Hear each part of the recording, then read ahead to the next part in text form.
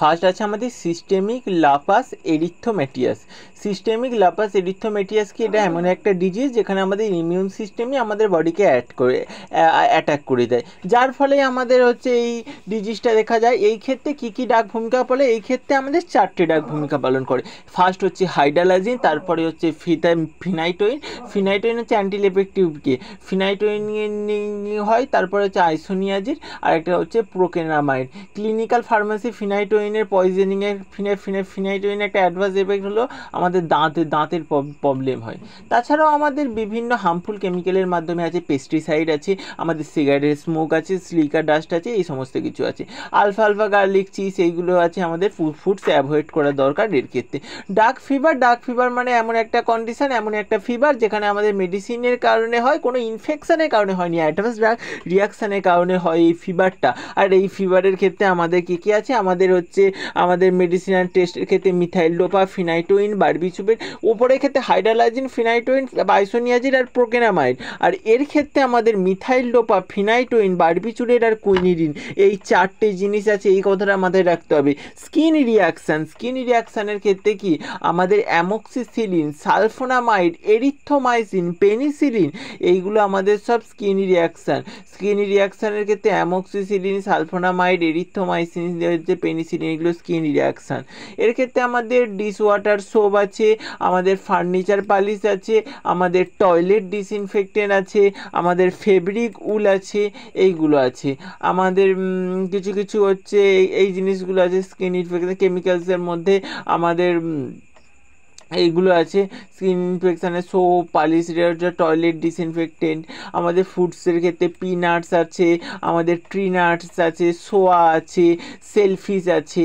তারপরে আছে রেসপিরেটরি প্রবলেমের যেই সমস্ত ডাগের ক্ষেত্রে হয় অ্যাসপিরিন, NSAID, মানে হচ্ছে আমাদের সমস্ত অ্যান্টি ইনফ্ল্যামেটরি ডাগের ক্ষেত্রে আমাদের হচ্ছে রেসপিরেটরি ক্ষেত্রে অ্যাস্থমার ক্ষেত্রে হয়।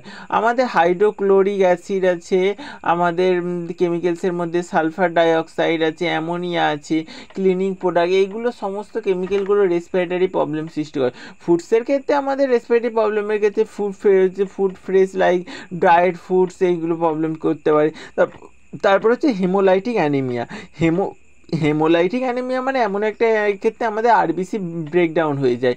এর ক্ষেত্রে আমাদের মেডিসিন আলফা মিথাইল ডোপা, হচ্ছে কুইনিডিন, পেনিসিলিন, কেমিক্যালসে আর্সেনিক নাইট্রেট, ফুডস 5 ব্র্যান্ডস। মানে শর্টলি বলতে গেলে সে এসএলইর ক্ষেত্রে হাইড্রালাজিন, ফিনাইটোইন, ডার্ক ফিভারের ক্ষেত্রে ফিনাইটোইন, কুইনিডিন, স্কিন রিয়াকশানের ক্ষেত্রে অ্যামোক্সিসিলিন, সালফোনামাইড, যত আমাদের অ্যান্টিবায়োটিকগুলো আছে অ্যামোক্সিসিলিন, সালফোনামাইড, এইগুলো বেশি।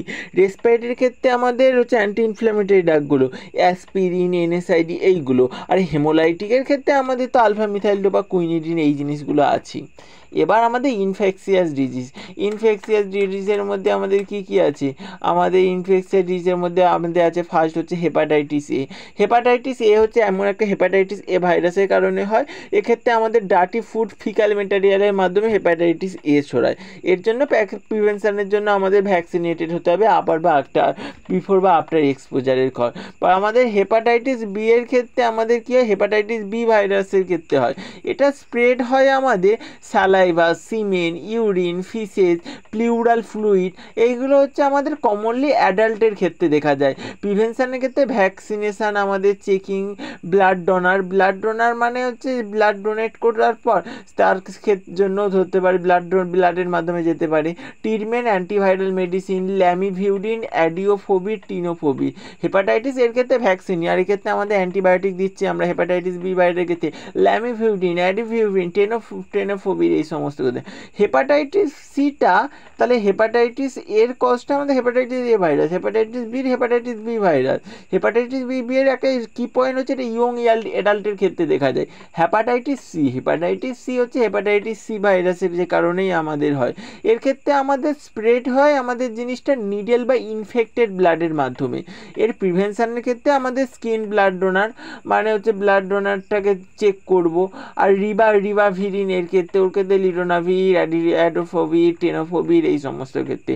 হেপাটাইটিস ডির ক্ষেত্রে আমাদের হেপাটাইটিস ডি ভাইরাস, এর ক্ষেত্রে আমাদের need hepatitis B virus to grow, can be short term acute ক্ষেত্রে হেপাটাইটিস ইর ক্ষেত্রে হেপাটাইটিস ই ভাইরাস, এর ক্ষেত্রে আমাদের ইটিং খাবারের মাধ্যমে যায়, অ্যাভয়েড কন্টামিনেটেড ফুডের ক্ষেত্রে। ব্লাড ডোনার স্ক্যানিং এমন একটা প্রসেস যেখানে আমাদের পার্সনের ব্লাড চেক করা হয় before it donated to make sure it safe for someone else receive.